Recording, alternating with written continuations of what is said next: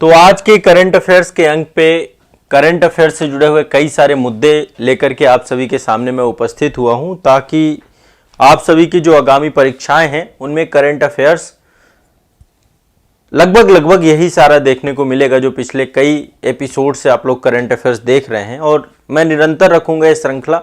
आप लोगों की करंट अफेयर्स की दुविधा निश्चित तौर पे मैं पूरा प्रयास कर रहा हूं कि समाप्त हो जाए। यहाँ पे एक चीज़ आप लोग समझने का प्रयास करिएगा, जितने लोग भी करंट अफेयर्स मेरे सेशंस देखते हैं, यदि आप पूरे भरोसे के साथ इस करंट अफेयर्स को रिवाइज भी करेंगे, पढ़ेंगे भी, तो मैं 100% कहता हूँ कि प्रश्न आपके इससे बाहर नहीं जाने वाले हैं। यहीं कहीं से प्रश्न पूछे जाते हैं और यहीं कहीं से प्रश्न आपके आने हैं। तो क्यों ना आप इसी को भरोसा करें और इसी को पढ़ें। निश्चित तौर पे आप समय के साथ साथ बहुत कुछ सीखते जाएंगे। कोई भी परीक्षा हो आपकी, आप आईएएस और किसी भी स्टेट पीसीएस एग्जाम को दे रहे हैं, या यहाँ तक मैं कह रहा हूँ कोई एक दिवसीय एग्जाम दे रहे हैं, वनडे एग्जाम दे रहे हैं, करंट अफेयर्स आपके यहीं से फंसेंगे। आपको ये बात को पूरा भरोसा कर लेना चाहिए और मैं आप सभी को पूरे विश्वास के साथ ये भरोसा दिलाना चाहता हूँ। ठीक, बाकी करंट अफेयर्स की एक मंथली मैगजीन कोई भी आप पढ़ लीजिएगा। एक साथ में मंथली हो सकती है या वार्षिकांक, परीक्षा के टाइम पे वार्षिकांक आ जाते हैं, तो कोई ना कोई वार्षिकांक भी साथ में एक लेकर चलिएगा। बाकी मेरा सफिशिएंट है। आप देखोगे उसमें यही सारी चीज़ें मिल रही होंगी और कोई अतिरिक्त चीज़ नहीं होगी। मैं लेकिन बहुत सेलेक्टिव होकर के पढ़ा रहा हूँ, ये नहीं कि बहुत सारी चीज़ों को बहुत ओवर कर रहे हैं। तो यहाँ पर देखिए, आज के सेशन में सबसे पहला जो टॉपिक है, ये भारत की एक लोकतंत्र का मंदिर है और एक नई इमारत बन रही है, नया संसद भवन बन रहा है। तो भारत का नया संसद भवन से महत्वपूर्ण तथ्यों को लेकर पढ़ेंगे। तो अभी हाल ही में भारत के प्रधानमंत्री नरेंद्र मोदी जी के द्वारा, ये आप देख रहे हैं एक इमारत यहाँ पे है, पीछे है ये भारत की पुरानी संसद है और अभी तो संसद प्रक्रिया यहीं चल रही है, लेकिन धीरे धीरे। और दूसरी ये नई इमारत है, इसके ऊपर देखिए ये हमारा राजकीय चिन्ह है और इसका अनावरण भी हो चुका है। तो नए संसद भवन की आधारशिला जो है प्रधानमंत्री नरेंद्र मोदी जी के द्वारा 10 दिसंबर 2020 को रखी गई थी। ठीक है, कब रखी गई है? 10 दिसंबर 2020। इससे जुड़े हुए महत्वपूर्ण तथ्यों को मैं आपको पढ़ाऊंगा। आप भी जो तथ्य इंपॉर्टेंट हो वो लिखिएगा। ठीक है, इसका निर्माण जो है, एक परियोजना का नाम रखा गया सेंट्रल विस्टा। क्या प्रोजेक्ट रखा गया है? ये सेंट्रल विस्टा प्रोजेक्ट रखा गया है। ठीक है, प्रोजेक्ट का नाम क्या है? Central Vista. उद्घाटन की तिथि क्या है इसका, मतलब कब ये आधारशिला रखी गई? 10 दिसंबर 2020 को। इसके बाद नए संसद को निर्माण कौन कर रहा है, इसको बना कौन रहा है? तो हमारे देश की सबसे ज्यादा जिम्मेदार और सबसे महत्वपूर्ण कंपनी टाटा है। तो टाटा प्रोजेक्ट लिमिटेड को जो है ये पूरा का पूरा प्रोजेक्ट दिया गया है। तो ये काम कर रही है टाटा प्रोजेक्ट लिमिटेड को ये काम मिला है और बड़ा अच्छा भी है। अब टाटा प्रोजेक्ट लिमिटेड को ये काम कितने में दिया गया है? तो इसमें टोटल खर्चा आ रहा है 861.90 करोड़ रुपए का। ठीक है, तो 4 फैक्ट हो गए।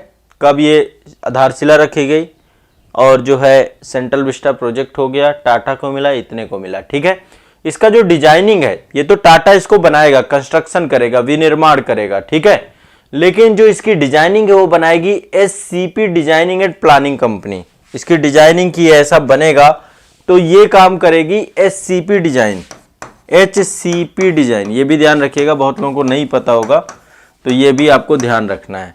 SCP design and planning company है टोटल, ये इसका नाम है, एंड प्लानिंग कंपनी।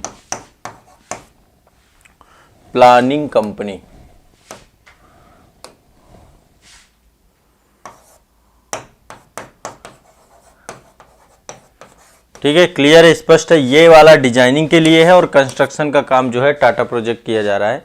अब देखो, यदि आप इसे प्रथम दृष्टया देखो इस इमारत को यहां से, तो ये पूरी तरीके से एक त्रिभुजाकार आकृति है। त्रिभुजाकार, पहले संसद आपकी कैसी थी? गोली आकृति थी।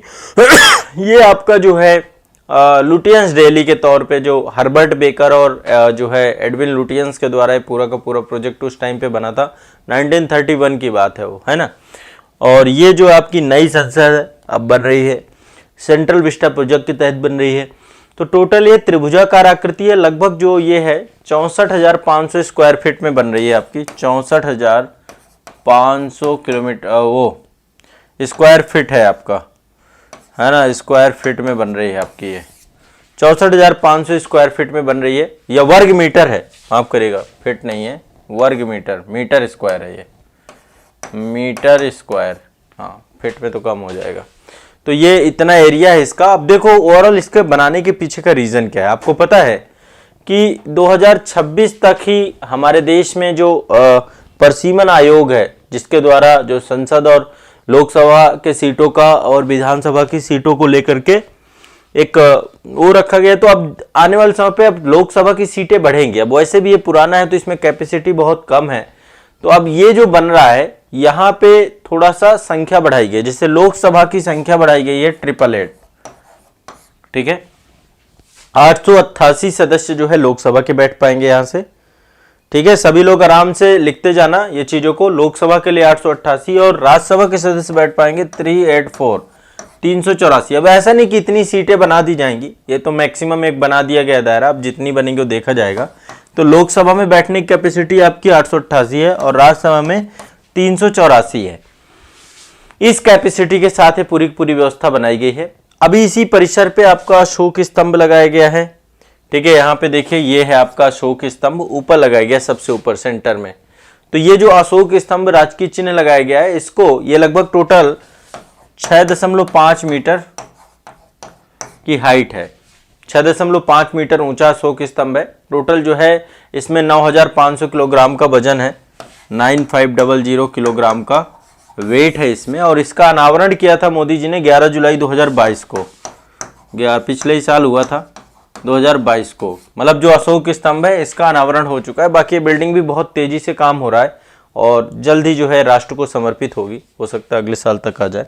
तो नया संसद भवन गोल की बजाय तिकोना होगा, ठीक है। और यहाँ पे देखिए, यहाँ पे आप देखेंगे ये पूरा का पूरा हमारी लुटियंस दिल्ली है, जहाँ पे भारत सरकार की सबसे बड़ी इमारतें हैं और मेरी बड़ी फेवरेट जगह है ये। मैं इस जगह पे बहुत समय व्यतीत किया है, जब कभी भी मुझे डिमोटिवेशन होता है तो मैं इंडिया गेट जाता हूँ।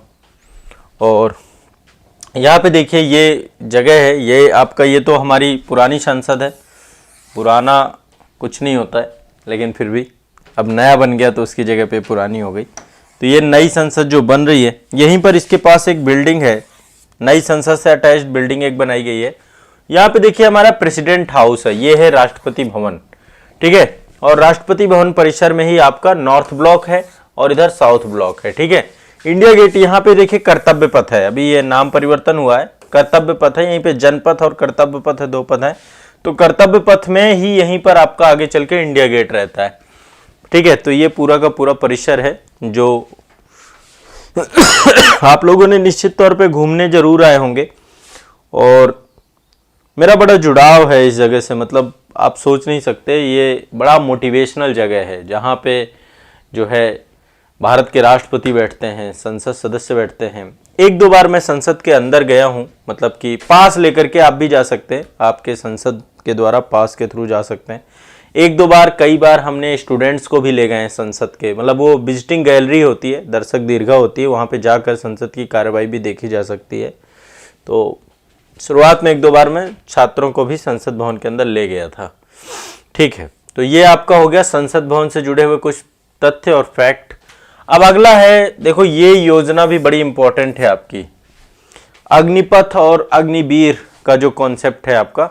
तो पिछले साल ही 14 जून 2022 को ये योजना आई थी आपकी, 14 जून। और आपको पता होगा छात्रों के द्वारा जो आक्रोश हुआ इस योजना का, ये बड़ा अजीबोगरीब रहा और निश्चित तौर पे सरकार के द्वारा जो है बहुत बुरी स्थिति बना दी गई। खासकर जो डिफेंस सर्विसेज वाले बच्चे हैं जो तैयारी कर रहे हैं, अब इस योजना के तहत युवाओं को मात्र 4 साल के लिए 3 सेनाओं में, थल सेना, जल सेना और वायु सेना, तीनों सेनाओं के लिए है, 4 साल के लिए केवल भर्ती किया जाएगा। उनमें से मतलब टोटल में से 75% को जो है जैसे ही 4 साल पूरे हो जाएंगे तो सेना पैकेज दे देगा, सेना निधि पैकेज से एक अमाउंट दिया जाएगा 11.71 लाख रुपए का, और नहीं, हाँ 11.7 लाख रुपए है, उतने का भुगतान किया जाएगा।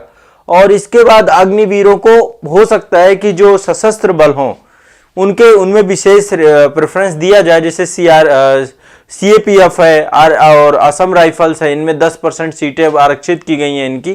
तो यहाँ पे ध्यान रखिएगा, एक नई योजना आई है आपकी अग्निपथ योजना, जो कि सिर्फ ये है कि भाई 4 साल के अंदर जो है हम जो युवा होंगे उनको 4 साल के लिए यहाँ पर रखा जाएगा। अब देखो इसमें जो टोटल आपको ध्यान रखना है, इसमें योग्यता कितनी है, 10वीं से 12वीं की योग्यता। 10वीं से 12वीं की योग्यता वाले बच्चे जो सीधी भर्ती आपकी इंडियन आर्मी, इंडियन नेवी और इंडियन एयरफोर्स में होती है, उसमें 17.5 ईयर की जो आपकी एज हो जाती है, यहां से लेकर 21 वर्ष तक। अभी 2 वर्ष के लिए बढ़ा दिया गया था, चूंकि ड्यू टू कोविड कोई वैकेंसी नहीं आई थी, तो इसी अवधि के लिए है। इस अवधि के अंदर अंदर जो है आप क्या कर सकते हैं, इसमें अप्लाई करेंगे, जो एग्जाम का पैटर्न है उस एग्जाम के पैटर्न को क्वालिफाई करेंगे। यदि आपका सिलेक्शन हो जाता है तो 4 साल के लिए तीनों सेनाओं में भर्ती किया जाएगा। इनके लिए नाम दिया गया अग्निवीर का। नाम क्या दिया गया, अग्निवीर का। ठीक है, तो नाम दिया गया है यहाँ पे अग्निवीर। ठीक है, अब उम्र रखी गई आपकी 17.5 से 21 साल। ध्यान रखिएगा, कोविड के कारण से 2 साल अभी बढ़ाई गई थी, लेकिन वो है उम्र आपकी 17.5 से 21 साल। 4 साल के लिए प्रशिक्षण दिया जाएगा। ठीक है, ऐसा कहा जा रहा है ये पूरी तरीके से पारदर्शी, केंद्रीकृत और स्वचालित चयन प्रक्रिया होगी। और इसके तहत जो सेवा संबंधी अधिनियम है उसमें जो है अग्निवीरों को भर्ती किया जाएगा। और अग्निवीरों को आगे चल करके जैसे ही 4 साल पूरे हो जाएंगे तो एक सेवा निधि पैकेज दिया जाएगा इनको। 4 साल पूरे होने के बाद 75% जो अग्निवीर होंगे, सेवा निधि पैकेज मिलेगा इन्हें। क्या मिलेगा, सेवा निधि पैकेज। सेवा निधि पैकेज के तहत कितना पैसा इनको मिलेगा, 11.71%। ये जो है इनको क्या मिलेगा, एक पैकेज दिया जाएगा, भुगतान किया जाएगा। और जैसे इनकी सेवा समाप्ति हो जाएगी वैसे ही इनको जो है किसी ना किसी उसमें, जैसे आपको मैंने बताया CAPF है आपका। ठीक है, CAPF के साथ साथ आपका असम राइफल्स है, असम राइफल्स है। इन सब में जो है इनको आरक्षण मिलेगा। और ऐसे करके बहुत सारी संस्थाएं हैं, प्राइवेट एजेंसियां हैं, वहां पर जो है इनको प्रेफरेंस दिया जाएगा। तो केवल 25% जो अग्निवीर है उनको स्थायी तौर पे रखा जाएगा। 2 तरीके से है। ठीक है, 100% में से 75% आपके अस्थायी 4 साल के लिए अस्थायी, और 25% के लिए परमानेंट स्थायी। तो इन्हीं में से जो बेस्ट होंगे उनको आगे बढ़ा दिया जाएगा, 25% का चयन किया जाएगा। ठीक है, और अभी जो है इस साल लगभग 46,000 अग्निवीरों को भर्ती करने को लेकर के लगातार भर्ती आ रही है। ठीक है, तो एक ये योजना भी आप लोग को ध्यान रखना है, इससे भी क्वेश्चन पूछा जाएगा, अग्निपथ योजना या अग्निवीर। ठीक है, तो इससे क्वेश्चन बनने की उम्मीद रहती है, आप लोगों को ध्यान रखना है। जो पहले तो कब योजना आई है आपकी, ये आपको पता होना चाहिए, 14 जून 2022 को। और जो मैंने आपको एलिजिबिलिटी बताया, एज बताया, लेकिन 2 साल अभी एज क्या है, एक्सटेंड की गई थी ड्यू टू कोविड। ठीक है, अभी इस साल तक और रहेगी, फिर इसके बाद एज को खत्म करके 21 साल ही रख दिया जाएगा। ठीक है, तो 4 साल के लिए इनका नामांकन रहेगा। ठीक है, 100% अग्निवीरों की नियुक्तियां जो है संवर्ग में नामांकन विकल्प चुनने के लिए दिया जाएगा। और 25% अग्निवीरों को क्या किया जाएगा, स्थायी तौर पर रखा जाएगा। ठीक है, योग्यता मैंने आपको बताया 17.5 साल से 21 साल होनी चाहिए। ठीक है, चलिए अब देखो कोविड-19 को लेकर के हमें बहुत सारे टॉपिक्स को पढ़ना है अभी। ठीक है, मैं कोविड-19 आपको पढ़ाने वाला हूं। और उसके बाद जो है कोविड-19 देखो एक लंबा सिलसिला चलेगा, बहुत सारे टॉपिक्स होंगे कोविड-19 को लेकर के। तो कोविड-19 मैं मतलब आप लोगों को थोड़ा थोड़ा करके पढ़ाऊंगा। ठीक है, अभी मतलब ऐसा नहीं होगा कि एक साथ ही पूरे टॉपिक को मैं आपको कवर करा दूं। थोड़ा थोड़ा करके इस टॉपिक को हम समझते जाएंगे तो टॉपिक आपका पूरा हो जाएगा। तो बिल्कुल बेसिक से मैं पहले कोविड-19 वाला टॉपिक जो आपका है उसकी शुरुआत करेंगे, ताकि आपको थोड़ा सा कोविड-19 से जुड़े हुए जो फैक्ट हैं, जो तथ्य हैं, यहाँ पे तथ्य बताएंगे। और मुझे लगता है कि कोविड-19 से क्वेश्चन बहुत सारे आपके पूछे जाने की संभावना है। तो आपको पता है कि 2020 का पूरा जो समय रहा, ये पूरी तरीके से आपका भारत के लिए कोविड-19 का जो है प्रकोप सबसे ज्यादा था। लेकिन कोविड-19 की शुरुआत कब से हुई, अब देखो ये आप फैक्ट लिखते जाना, एक जगह पे आप बना लो, अलग से 2-3 पेज जो है अलग से कर लो कहीं पे कोरोना वायरस में, क्योंकि डेली आपको 5-10 फैक्ट जो कोरोना से लेकर के 3-4 क्लास में आपका कवर कराऊंगा, ठीक है। तो वैश्विक स्तर की बात करें तो कोरोना की शुरुआत होती है दिसंबर 2019 से, ठीक है। ये कोविड की शुरुआत है, कहां से शुरुआत होती है? चीन के वुहान शहर से। कहां से चालू होता है? चीन के वुहान से, वहां से। और ऐसा भी आरोप लगे चीन के ऊपर कि ये चीन के द्वारा ही वायरस बनाया गया है। देखिए इसका आधिकारिक नाम रखा गया कोरोना वायरस डिजीज कोविड-19, क्योंकि 2019 से स्टार्ट हुआ तो इसलिए इसको जो है 19 इसके साथ जोड़ दिया गया। तो कोरोना वायरस डिजीज पहली बार जो है एक ऐसा वायरस जो है आपका आया, ठीक है। इसके बाद WHO ने क्या किया, जब ये लगातार पेंडेमिक बड़ी तेजी से बढ़ रहा था, कई सारे देशों में फैला, चीन हुआ, फिर आसियान कंट्रीज हुई, इसके बाद धीरे धीरे भारत में भी इसका प्रवेश हो गया, तो WHO ने इसको, WHO के द्वारा इसको वैश्विक महामारी घोषित कर दिया गया, पेंडेमिक घोषित कर दिया गया। और ये 11 मार्च 2020 को किया गया, 11 मार्च 2020 को, ठीक है। भारत में केस आने लग गए थे, इस दौरान भी भारत में भी कोविड के केस आने चालू हो गए थे, ठीक है। अब आपको पता है कि जब कोविड-19 की स्थिति बनती है किसी के भी, तो शरीर का सबसे ज्यादा प्रभावित होने वाला अंग कौन सा है? फेफड़ा। फेफड़े में सबसे ज्यादा इन्फेक्टेड करता है, और जो आपके लंग्स होते हैं उनको जो है, जो कोविड-19 का वायरस है उससे जो है पूरी तरीके से, तो शरीर में प्रभावित होने वाला अंग कौन सा है? फेफड़ा। अब भारत में सबसे पहला मामला कब दर्ज हुआ?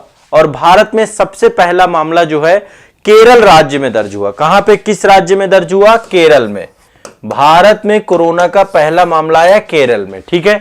और यदि हम बात करें कि यहां पर कि देश में कोरोना वायरस के संक्रमण के कारण से पहली मौत कहां पे हुई, वो हुई कर्नाटक में। ये बहुत बेसिक चीजें हैं, लेकिन फिर भी आपको जानकारी रहनी चाहिए, कोई भी क्वेश्चन आता है। सबसे पहला मामला भारत में आया केरल में कोविड-19 का, ठीक है। और सबसे पहली मौत कोरोना के कारण से हुई, वो हुई कर्नाटक में। ये आपको ध्यान रखना है, ठीक है। इसके बाद जो है हमारे देश के प्रधानमंत्री जी के द्वारा, मुझे आज भी याद है कि जब मार्च 2020 में होली का समय था, और होली में मैं पहुंचा था आपके देहरादून में। देहरादून मीटअप भी हमने किया था। देहरादून में काफ़ी सारे बच्चे आए थे, बहुत सारे बच्चे इस कारण जो है वहाँ पे, चूंकि पर्वतीय प्रदेश है, तो देहरादून में हमने गांधी मैदान में मीटअप किया था। उसी दौरान जो है कोविड-19 के बारे में चर्चा लगी, और जैसे ही मैं वापस आया वैसे ही कोरोना बहुत तेजी से फैलने लगे थे। मार्च की बात है।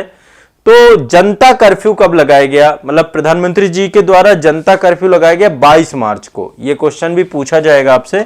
22 मार्च को देश में एक जनता कर्फ्यू लगाया गया कि भाई एक दिन के लिए नहीं निकलना है। तो पहले लोगों को अंदर किया गया, घर के अंदर, क्योंकि देखो ये सरकार एक प्रक्रिया और तरीके से करती है, नहीं तो फिर आप लोग कहां मानने वाले हो, ठीक है। तो जनता कर्फ्यू कब लगाया गया? 22 मार्च को। इसके बाद प्रधानमंत्री जी के द्वारा देश में पहली बार लॉकडाउन लगा दिया गया। लॉकडाउन कब से कब लगाया गया? 25 मार्च से लेकर 14 अप्रैल तक का 21 दिन का लॉकडाउन लगा दिया गया। कब से? 25 मार्च से देश को बंद कर दिया गया। 25 मार्च से लेकर के 14 अप्रैल 21 दिन के लिए देश बंद हो गया। और देश में पहली बार हुआ कि सड़कें वीरान हो गईं, सड़कें वीरान हो गईं।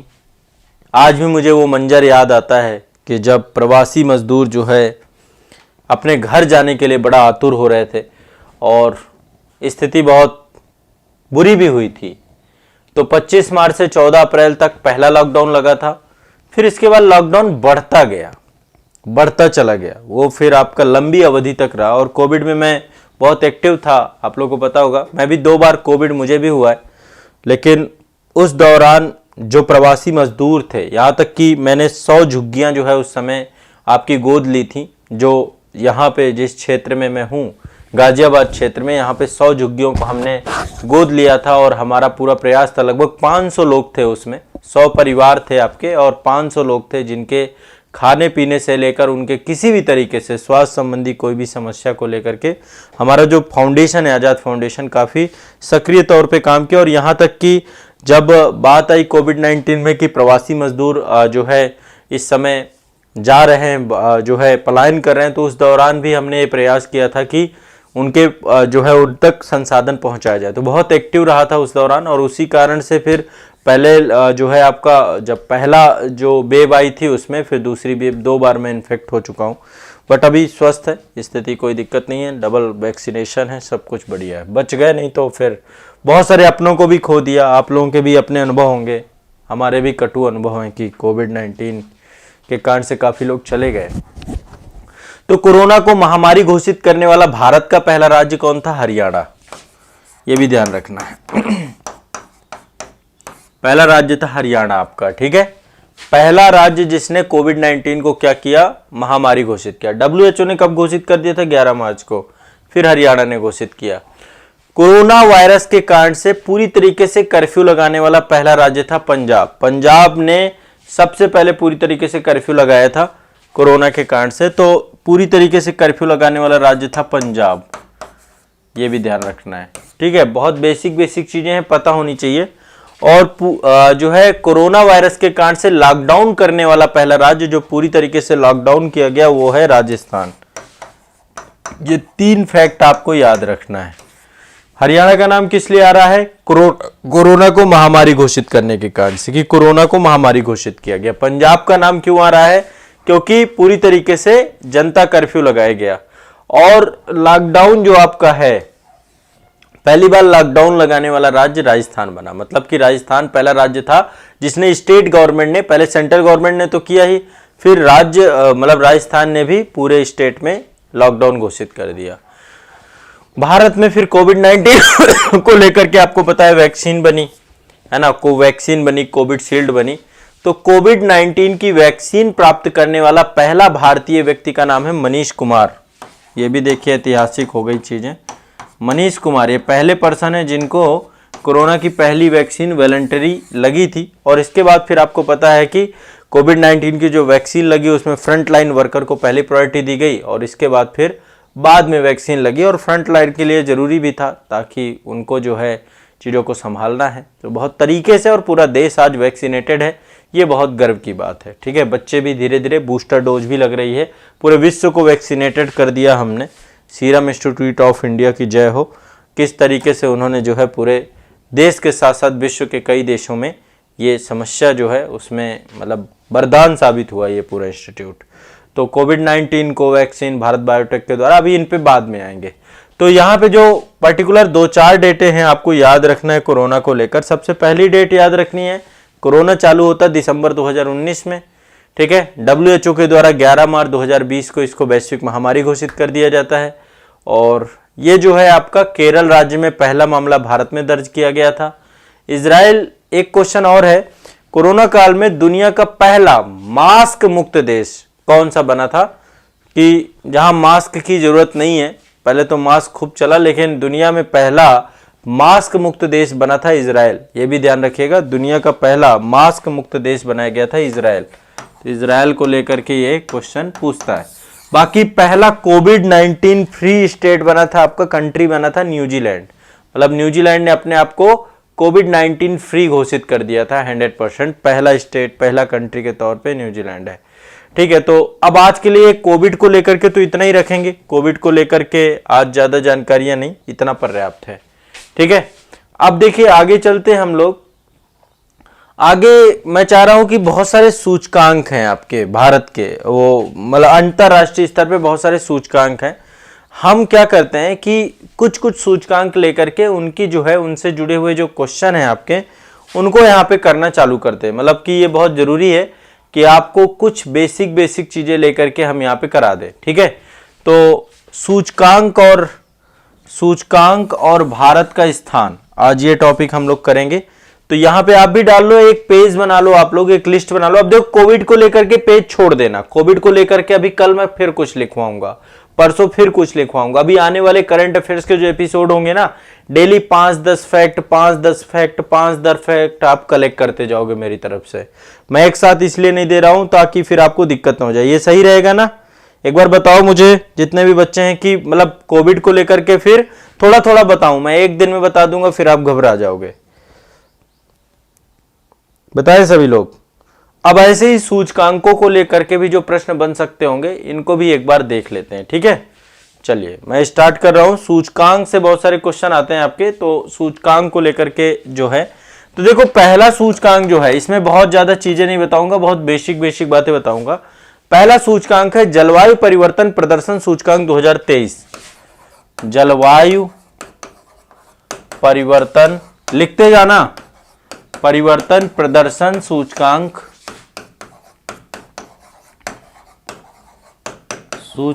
2023। ठीक है, जलवायु परिवर्तन प्रदर्शन सूचकांक 2023 कौन निकालता है? ये एक संस्था है आपकी, जर्मन वाच एवं क्लाइमेट एक्शन नेटवर्क, इसके द्वारा जो है ये आपका सूचकांक निकाला जाता है। जर्मन वाच एवं क्लाइमेट एक्शन नेटवर्क के द्वारा ये सूचकांक निकाला जाता है। इसमें टोटल देशों की संख्या है 63। कितनी है? 63। और ये जो है इसमें नंबर एक पे है आपका डेनमार्क, और भारत को स्थान मिला है आपको 8वां। कौन सा मिला है? 8वां। 2022 में जो है 10वां स्थान था, इस बार जो है भारत का स्थान 8वां है।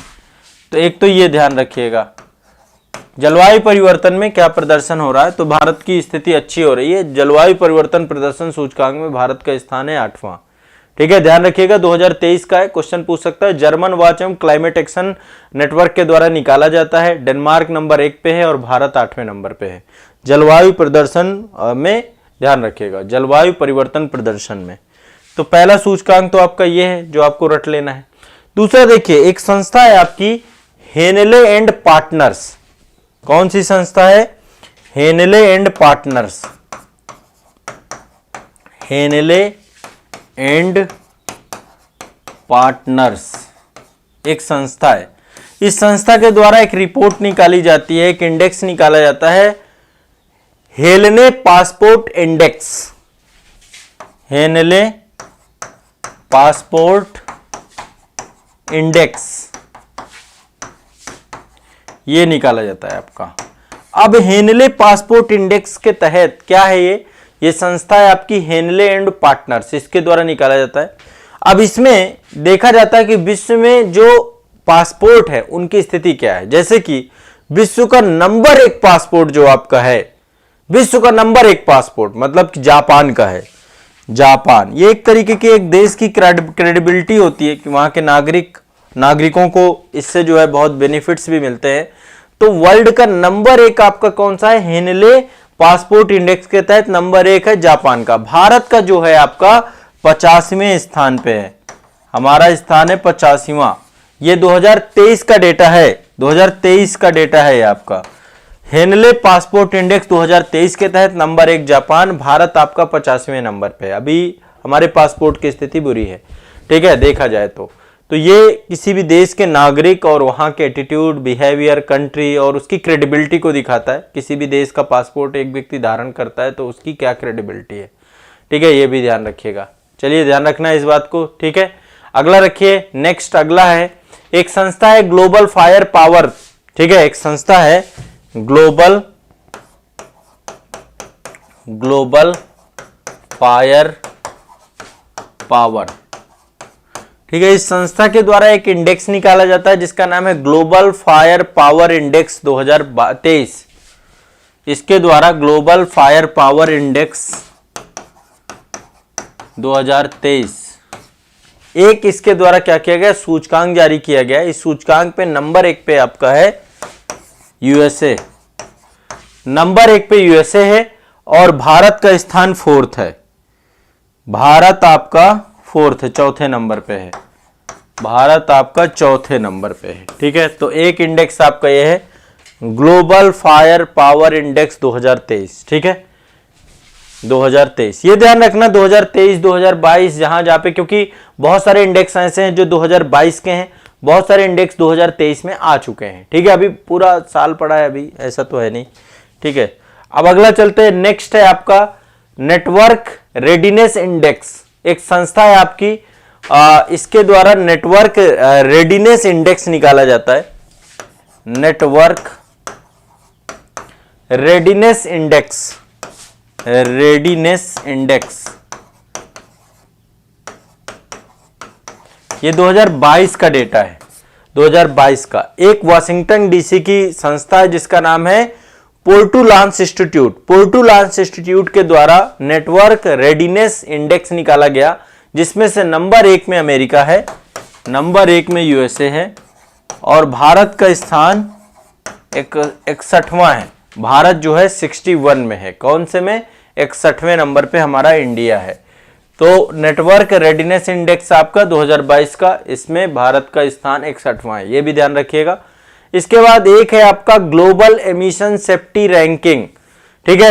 ये आपका अंतरराष्ट्रीय नागरिक उड्डयन संगठन है आपका, जो उसके द्वारा निकाला जाता है। इंटरनेशनल आपका जो नागरिक उड्डयन संगठन है उसके द्वारा global aviation safety ranking, aviation safety ranking उड़ान को लेकर के है आपका, कि कहां पे उड़ान को लेकर के किस कंट्री के द्वारा कितने पैरामीटर्स हैं आपके। इसमें नंबर 1 में आपका सिंगापुर है, नंबर 1 में सिंगापुर है और 48वें नंबर पे हमारा भारत है।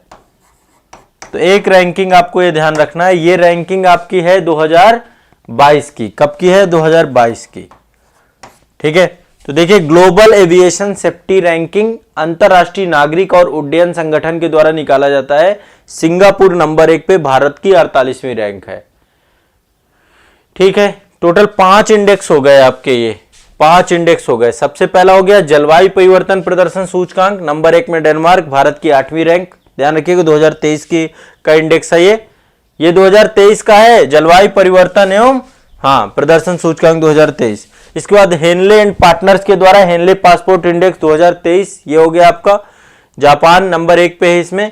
इसके बाद ग्लोबल फायर पावर इंडेक्स 2023 आपका यूएसए के द्वारा, ठीक है। इसमें नंबर 1 में यूएसए और चौथे नंबर पे भारत।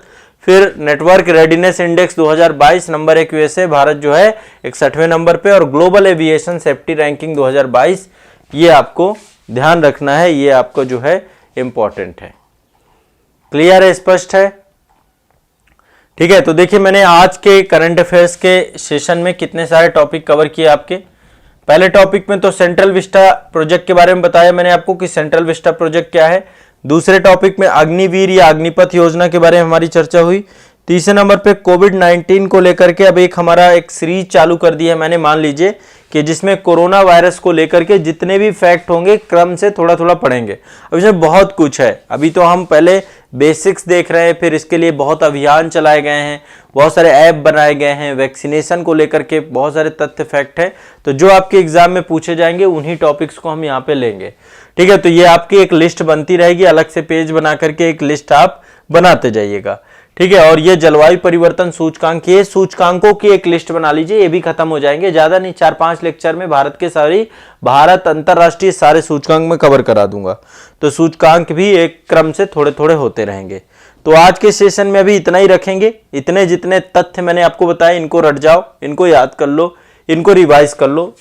जितना पढ़ाता जा रहा हूं उतना रिवाइज करते हुए चलना है, बस ये आपको अपने दिमाग में बैठा के रखना है, ठीक है। तो इसको पढ़ लेना है, इसको रिवाइज कर लेना है, ये आपको कारगर है और बेहतर है, ठीक है।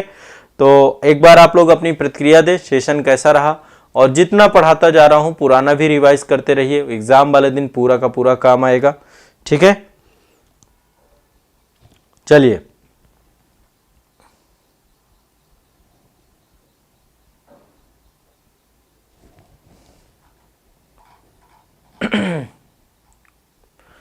कौन है ये? एक बच्चा है, कविता जी कह रहे हैं सर हेनले में इंडिया को, नहीं, हेनले में इंडिया को 27वां जो है ना 2022 में मिला था। 2023 की रिपोर्ट बता रहा हूं, 2022 में भारत की रैंक 87 थी हेनले में। अभी जो भारत की रैंक है 2023 में वो है 85, ठीक है। आपको ईयर ध्यान रखना है, किस ईयर की बात हो रही है, ठीक है। तो ईयर आपको ध्यान देना है, ठीक है। इतना रट लेना है अब आपको, और बाकी थोड़ा बहुत क्रॉस चेक करते रहना, जहां तक संभवतः मैं पूरे क्रॉस चेक के साथ कंटेंट आपको लेकर के आता हूं, ठीक है। तो इतना रट जाओ और पढ़ लो, काम हो जाएगा आपका।